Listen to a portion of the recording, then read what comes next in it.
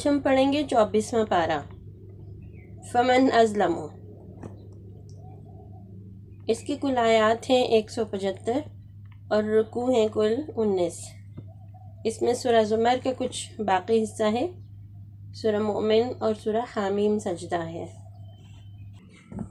اس پارہ مبارکہ کا آغاز اللہ تعالیٰ کی ناراضگی سے ہو رہا ہے۔ بہت ناراض ہو کے وہ کہتے ہیں کہ اس شخص سے بڑا ظالم کون ہوگا، فمن ازلم، اس سے بڑا ظلم کرنے والا اور کون ہوگا جس نے اللہ پر جھوٹ باندھا، ممن کذب، جس نے جھوٹ باندھا علی اللہ، اللہ پر۔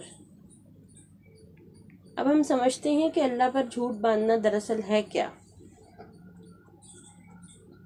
اور ساتھ ہی اللہ نے یہ بتایا کہ جھوٹ باندھا بھی کب، جب سچ بات پتہ چل گئی۔ جب سچی بات پتہ چل گئی تو بھی اللہ کے بارے میں جھوٹ باندھا۔ اب سچی بات کیا ہے؟ پیارے بچوں، اس کائنات کی سب سے سچی بات یہ ہے اللہ ایک ہے۔ اس بات کی سمجھ آ گئی، پتہ چل گیا، پوری کائنات کی چیزیں اس بات کی گواہی دے رہی ہیں کہ اللہ بس ایک ہے، اس کے سوا کوئی اس قابل ہی نہیں کہ اس کی عبادت کی جائے، اسے معبود سمجھا جائے، اسے حکمران سمجھا جائے یا مانا جائے۔ تو جھوٹ باندھنے والے لوگ کون کون ہیں؟ بہت سارے لوگ۔ اب کفار مکہ نے کیا جھوٹ باندھا؟ انہوں نے پتھروں کے بت بنائے ہوئے تھے اور وہ کہتے تھے یہ ہمارے خدا ہیں، یہ ہماری دعائیں قبول کرتے ہیں، یہ ہمیں رزق دیتے ہیں، یہ بارش برساتے ہیں۔ انہوں نے ہر چیز کے الگ الگ بت بنا رکھے تھے، اور پھر وہ یہ بھی کہتے تھے کہ فرشتے اللہ کی بیٹیاں ہیں، نعوذ باللہ۔ اللہ تعالیٰ اس بات سے پاک ہے۔ اسی طرح عیسائیوں نے کیا کیا؟ سیدنا مسیح حضرت عیسیٰ علیہ السلام کو، جو کہ جن کی پیدائش اللہ کی طرف سے ایک نشانی تھی، ایک معجزہ تھی، ان کو اللہ کا بیٹا کہہ دیا، نعوذ باللہ، نعوذ باللہ۔ اور اسی طرح یہودیوں نے کیا کیا؟ انہوں نے کہا حضرت عزیر علیہ السلام جو ہیں وہ اللہ کے بیٹے ہیں۔ استغفر اللہ۔ اللہ تعالیٰ نے یہ بات پہ بہت زیادہ ناراضگی کا اظہار کیا اور کہا کہ ان سب کے لیے تو ہم نے جہنم تیار رکھا ہے، کیونکہ یہ جو کچھ کہہ رہے ہیں نا، یہ ظلم کر رہے ہیں، اور یہ ظلم اللہ پہ نہیں کر رہے ہیں، اپنے اوپر کر رہے ہیں۔ اب جو شخص جانتے بوجھتے کہ سچ کیا ہے، اس سچ کے الٹ بات کرے اور پھر وہ اپنے لیے خود سزا منتخب کر لے، اور سزا بھی ایسی جو کبھی ختم نہیں ہوگی، جہنم کی سزا، تو وہ بڑا ظالم ہی ہوا نا۔ اور وہ ظالم کیسا ہوا؟ اپنے اوپر خود ظلم کرنے والا۔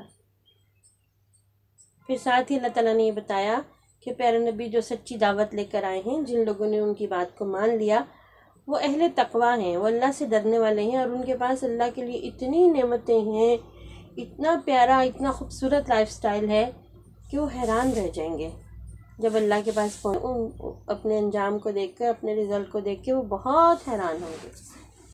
اب ہم بات کریں گے پیارے نبی کس بات پہ رنجیدہ ہوتے تھے، انہیں کس بات کا رنج تھا؟ جب وہ لوگوں کو سیدھے راستے کی دعوت دیتے اور یہ بتاتے کہ اللہ ایک ہے، صرف اسی کی بندگی کرنی چاہیے، تو لوگ ان کی بات کو ٹھکرا دیتے، نہ مانتے، اس سے انکار کرتے، تو پیارے نبی کو بہت رنج ہوتا۔ بھلا کس بات پہ؟ کیا اس بات پہ کہ میری بات نہیں مانی، بلکہ اس بات پہ کہ جو لوگ بات نہیں مان رہے، ان کو پتہ نہیں انہیں کتنی بڑی سزا ملنے والی ہے، اور ان کو اس بات کا کتنا زیادہ نقصان ہوگا۔ اس بات پر اللہ تعالیٰ پیارے نبی کو تسلی دے رہے ہیں کہ جو ہدایت کو قبول کرے گا وہ اپنے فائدے کے لیے کرے گا، اور جو نہیں کرے گا نا، اس کا نقصان خود اسی کو ہوگا، آپ نہ اس بات پہ رنجیدہ ہوں۔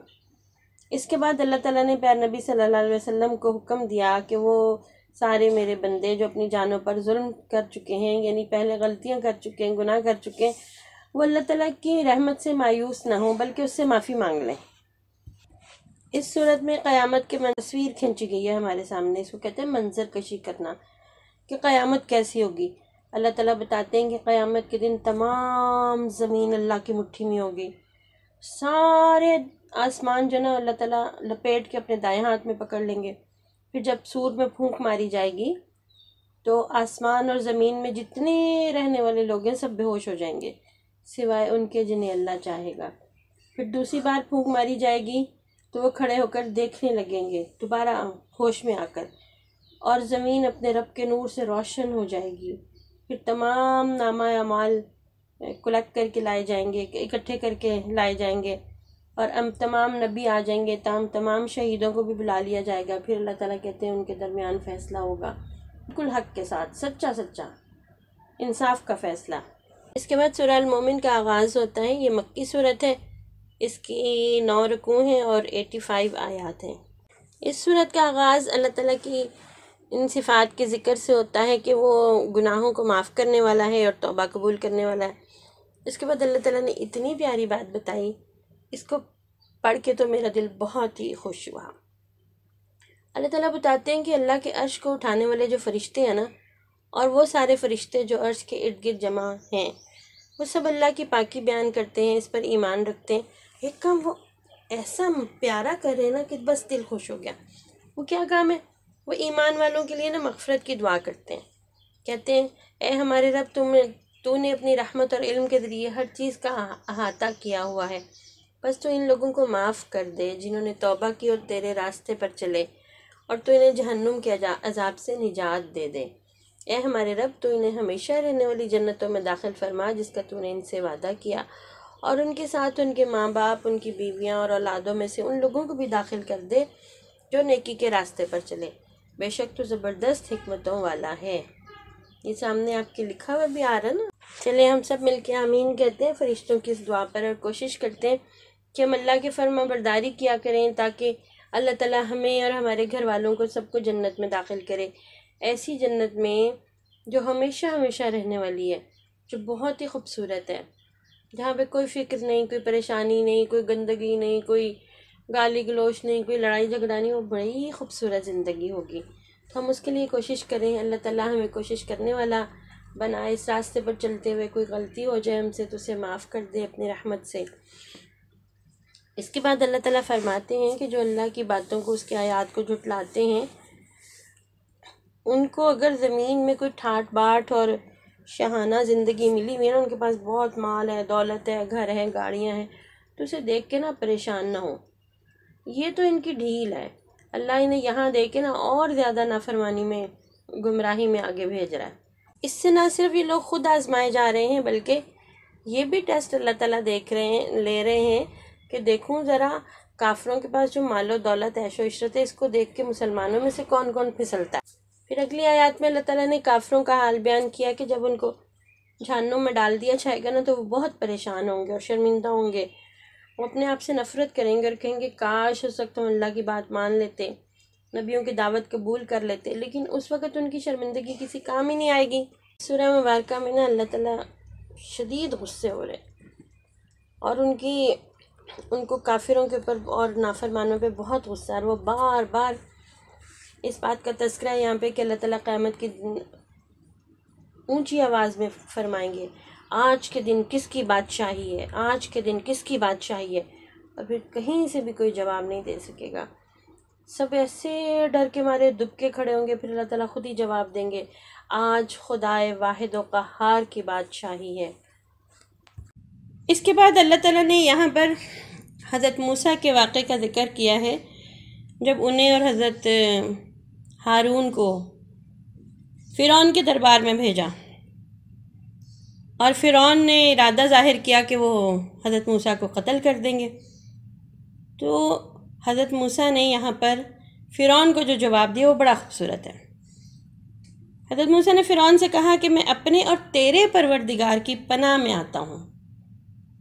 دیکھیں بچوں، یہاں پہ بھی ایک دعوت دینے کا انداز ہے، پیغام پہنچانے کا، بات سمجھانے کا، کہ جس رب کی پناہ میں مانگ رہا ہوں نا، جس کی پناہ میں آ رہا ہوں، وہ میرا بھی رب ہے اور تمہارا بھی رب ہے، اور ہر اس شخص کے شر سے میں اس کی پناہ میں آتا ہوں جو تکبر کرتا ہے اور جو آخرت پر یقین نہیں رکھتا۔ یہاں پر اللہ تعالیٰ نے فرعون کے قبیلے کے ایک مومن شخص کا بھی ذکر کیا ہے، وہ تھا تو مسلمان لیکن اس نے اپنا ایمان چھپا رکھا تھا۔ جب فرعون نے حضرت موسیٰ کو قتل کرنے کا ارادہ ظاہر کیا تو اس کے لیے تو یہ بات ناقابل برداشت ہو گئی۔ اس نے اس موقع پر العلان یہ بات کہی، اپنے ایمان کا بھی اظہار کیا، اور ساتھ آرگیومنٹ کیا، فرعون کے ساتھ بحث کی کہ کیا تم اس شخص کو قتل کرو گے جو صرف یہ بات کہتا ہے کہ وہ ایک رب پر ایمان رکھتا ہے، اور وہ ساتھ تمہیں صحیح راستے کی طرف دعوت دے رہا ہے، اور اس کی اس جرت کی اللہ نے یہاں پر داد دی ہے کہ اس آدمی نے جرت مندانہ انداز میں حضرت موسیٰ کی جو ہے نا وہ حمایت کی ہے، اور اللہ نے پھر اس شخص کو کیسے بچایا۔ بظاہر دیکھیں یہ تو ایک اپنے آپ کو فرعون کے حوالے کرنے والی بات تھی، لیکن اس کے ساتھ بحث مباحثے میں کافی لمبا مکالمہ یہاں پر قرآن مجید میں موجود ہے۔ پھر اللہ نے آخر میں ہمیں یہ بتایا کہ ہم نے اسے بچا لیا۔ بچایا کیسے؟ جب فرعون کا پورا لشکر جو ہے وہ ڈوب گیا نا، تو کون سے لوگ تھے جو بچ گئے؟ جو ایمان والے لوگ تھے۔ ان میں سے ایک شخص یہ بھی تھا جس نے مباحثہ کیا تھا، بحث کی تھی فرعون کے ساتھ کہ تم موسیٰ کو ناحق قتل کرو گے اگر تم اس بنا پر سے کرتا کہ وہ تمہارے پاس اللہ کی دین کی دعوت دینے آیا۔ اس کے بعد اللہ تعالیٰ نے یہ بات بتائی کہ جو لوگ ایمان والے ہوتے ہیں نا ان کی اللہ دنیا میں بھی مدد کرتے ہیں اور آخرت میں بھی، قیامت کے دن بھی کریں گے۔ ہم رک کے یہاں پر دعا کرتے ہیں کہ اللہ تو ہمیں ان لوگوں میں شامل کر دے جن کی آپ دنیا میں بھی مدد کر رہے ہوں اور آخرت میں بھی، قیامت کے دن بھی آپ ہماری مدد کریں۔ اس کے بعد اللہ تعالیٰ نے کچھ نعمتوں کا تذکرہ کیا ہے۔ اس نے رات کو آرام اور دن کو روزی کمانے کا ذریعہ بنایا، آسمان کو زمین کی چھت بنایا، خوبصورت شکلیں بنائیں انسانوں کی، رزق کے طور پر پاکیزہ چیزیں کھانے کو دی۔ انسان کو چاہیے کہ وہ اللہ کا شکر کرے، صرف زبان سے نہیں اپنے عمل سے بھی۔ پھر یہ بھی کہا کہ مجھ سے دعا کرو، میں تمہاری دعائیں سنوں گا۔ جو لوگ اللہ کی عبادت سے تکبر کرتے ہیں نا، یعنی اللہ کی بات نہیں مانتے، اس کے سامنے عاجزی کا اظہار نہیں کرتے، اس کا اپنے آپ کو اس کا بندار غلام نہیں سمجھتے، اللہ کہتے ہیں مجھے اچھے نہیں لگتے، میں انہیں جہنم میں داخل کروں گا۔ پھر خود انسان کو اپنی تخلیق پہ کہ انسان کو کیسے پیدا کیا، اللہ نے اس بات پہ غور و فکر کرنے کی دعوت دی ہے کہ سوچو تو ایک چھوٹا سا بچہ جو دنیا میں آتا ہے وہ کس طرح آتا ہے، پھر کیسے وہ بڑا ہوتا ہے، بچپن سے جوانی، جوانے سے بڑھاپا۔ خود تمہاری اپنی تخلیق اور پرورش میں اور بڑھنے اور پھلنے پھولنے میں اللہ نے بڑی نشانیاں رکھی ہیں۔ پھر جو اللہ کی آیات کا انکار کرتے ہیں تو اللہ انہیں کہتا ہے کیا ہوا انہیں، یہ کہاں پھرے جا رہے ہیں، انہیں کیوں سچائی نظر نہیں آتی۔ اس کے بعد سورہ حامیم سجدہ کا آغاز ہوتا ہے۔ یہ مکی صورت ہے، اس کے 6 رکوع ہیں اور 47 آیات ہیں۔ سورہ کے آغاز میں اللہ تعالیٰ نے قرآن مجید کو نازل کرنے کا مقصد بتایا، اور کیا مقصد بتایا؟ کہ اللہ نے قرآن مجید اس لیے نازل کیا کہ رسول اللہ صلی اللہ علیہ وسلم قرآن مجید کی آیات کے ذریعے، اس کے حکموں کے ذریعے لوگوں کو ڈرائیں۔ کس بات سے ڈرائیں؟ اللہ کی ناراضگی سے۔ انہیں بتائیں کہ یہ کام جو ہیں یہ ایسے ہیں جو اللہ کو ناراض کرنے والے ہیں، تو ان کے پاس مت جانا، سوچنا بھی نہ ان کاموں کو کرنے کا۔ اور ساتھ خوشخبری دینے کے لیے حکم دیا پیارے نبی کو۔ خوشخبری کس بات کی؟ کہ جو لوگ اللہ کی اطاعت کریں گے، فرما برداری کریں گے، اس کی باتیں مانیں گے، زندگی ایسے گزاریں گے جیسے اللہ تعالیٰ چاہتے ہیں، تو ان کے لیے کتنی بڑی نعمتیں ہیں، کتنی بڑی نعمتیں۔ یہاں پر نا کچھ بہت خوبصورت آیات ہیں، وہ میں آپ کے سامنے رکھتی ہوں۔ مجھے ان آیات سے ایک دلی تعلق محسوس ہوتا ہے۔ قالوا ربنا اللہ، وہ لوگ جنہوں نے کہا اللہ ہمارا رب ہے، ثم استقاموا، پھر وہ اس پر ڈٹ گئے۔ یہ بات کہنا آسان نہیں ہے، ہر کوئی نہیں کہہ سکتا، چلتے پھرتے نہیں کہی جا سکتی اللہ ہمارا رب ہے، اللہ ہمارا رب ہے۔ مطلب انہوں نے عمل سے یہ بات ثابت کی کہ انہوں نے اللہ کو اپنا رب مان لیا، پھر وہ اس پر ڈٹ گئے۔ اب ڈٹنا کیا ہے؟ کہ ہر وہ کام کریں گے جس کا اللہ نے حکم دیا، اور برملا کریں گے، چھپ کے نہیں کریں گے، سب کے سامنے کریں گے، اعلان کریں گے، اور ہر اس کام سے بچیں گے جس سے اللہ ناراض ہوتا ہے۔ اور لوگوں سے ڈر کے نہیں، چوری چھپے وہ کام نہیں کر لیں گے کہ اچھا چلو تھوڑا سا کوئی بات نہیں، اللہ معاف کرنے والا ہے۔ جس سے منع کر دیا اللہ نے، کوئی صورت ہی نہیں ہے اس کام کو کرنے کی، کوئی چانس ہی نہیں، کوئی چوائس ہی نہیں ان کی ایسی کہ اللہ کی ناراضگی والے راستے پہ چل پڑیں۔ بس وہ پکے سچے ڈٹ گئے اس بات پہ کہ جو کچھ اللہ نے کہا صرف وہی کرنا ہے۔ تو پھر اب کیا ہوگا؟ اللہ کہتے ہیں انہیں اکیلا نہیں چھوڑوں گا، اکیلا بالکل نہیں چھوڑوں گا ایسے لوگوں کو جو میرے راستے پر ڈٹ گئے۔ اللہ کہتے ہیں ان کے اوپر ہم فرشتے نازل کرتے ہیں جو ان کو تسلی دیتے ہیں کہ نہ ڈرو نہ غم کرو۔ دیکھو ہمیں کوئی غم لاحق ہو، ہمیں کسی بات کا صدمہ ہو، کوئی آ کے ہمیں تسلی دے، ہمارا حوصلہ بڑھائے، ہمیں اچھا لگتا ہے۔ یہاں تسلی دینے والا کون ہے؟ فرشتے۔ کتنی بڑی بات ہے کہ اللہ اپنے ایسے خاص بندوں کو جو اس کے راستے میں ڈٹ جائیں ان کو فرشتوں کے ذریعے خوشخبری دے رہا ہے اس دنیا میں. سچی بات ہے یہ. اس دنیا میں اپنی عام زندگی ہمارے انسانوں کی جو ہے اس میں وہ فرشتے ان کے پاس آ کے انہیں تسلی دیتے ہیں، ان کے دل کو مضبوط کرتے ہیں کہ وہ غم نہ کریں. اللہ نے تو ان کے لیے جنت تیار کر رکھی ہے، اور جنت بھی کیسی؟ جو کچھ تم چاہو گے تمہیں وہاں ملے گا. ہر وہ چیز جس کی تم تمنا کرو گے وہ تمہاری ہوگی. بھئی اس سے بڑی کامیابی کوئی ہو سکتی ہے؟ سوچ کے دیکھیں کہ جس چیز کی انسان تمنا کرے وہ اس کے پاس آ جائے، جو اس کی خواہش ہو وہ پوری ہو جائے. جب جس وقت اس دنیا میں یہ ممکن نہیں، یہ صرف آخرت میں ممکن ہے. اور کیسے ممکن ہے؟ اللہ کے راستے میں ڈٹ جانے سے. اس سے بڑی کامیابی کوئی ہو ہی نہیں سکتی. میں اللہ سے دعا کرتی ہوں اپنے لیے، آپ سب کے لیے، اے اللہ تو ہمیں ان لوگوں میں شامل کر لیں جو تیرے راستے پر ڈٹ جائیں، تیری خاطر جئیں، تیری خاطر مریں. آمین. پھر اللہ تعالیٰ ہم یہاں یہ بھی بتاتے ہیں کہ سب سے اچھی بات کس کی ہے. سب سے اچھی بات اللہ کو کون سی لگتی ہے اور کس کی لگتی ہے؟ اس شخص کی لگتی ہے جو لوگوں کو اللہ کے راستے کی طرف بلائے. اللہ کے راستے کی طرف دعوت دینا اللہ کے نزدیک سب سے اچھی بات ہے. یہ وہی کام ہے پیارے بچوں جس کے لیے اللہ نے انسان کو پیدا کیا. اللہ کے راستے کی طرف بلانا، خود بھی نیک کام کرنا اور دوسروں کو بھی نیک کام کرنے کی ترغیب دینا، یہی اصل میں زندگی کے سب سے بڑا کام ہے جو ہمیں کرنا ہے انشاءاللہ. اس کے بعد قوم عاد اور سمود پر آنے والے عذابوں کا ذکر ہے. قوم عاد اور سمود پر دنیاوی عذاب کے تذکرے کے بعد آخرت میں بھی ان کو جو عذاب ملے گا اس کا بھی ذکر کیا گیا ہے کہ جب اللہ کے دربار میں مشرکوں کو جمع کیا جائے گا تو اس وقت ان کے اعضاء یہاں تک کہ ان کی کھال بھی ان کے خلاف گواہی دے گی. اس پارے کے اختتام میں اللہ تعالیٰ نے عدل کا، انصاف کا تذکرہ کیا کہ اللہ کی عدالت میں عدل ہوگا، وہاں کسی پر ظلم نہیں ہوگا. جو لوگ نیک کام کرتے رہے اپنے لیے کرتے رہے اور اس کا رزلٹ بھی انہیں اچھا ملے گا، اور جو برے کام کرتے رہے ان کا وبال بھی انہی پر ہوگا. وہاں اللہ کسی پر ظلم نہیں کریں گے، ہر انسان کو اس کے کیے کا بدلہ ملے گا. اللہ تعالیٰ ہماری غلطیوں اور گناہوں کو معاف کرے اور ہمیں اپنی رحمت سے ڈھانپ لے.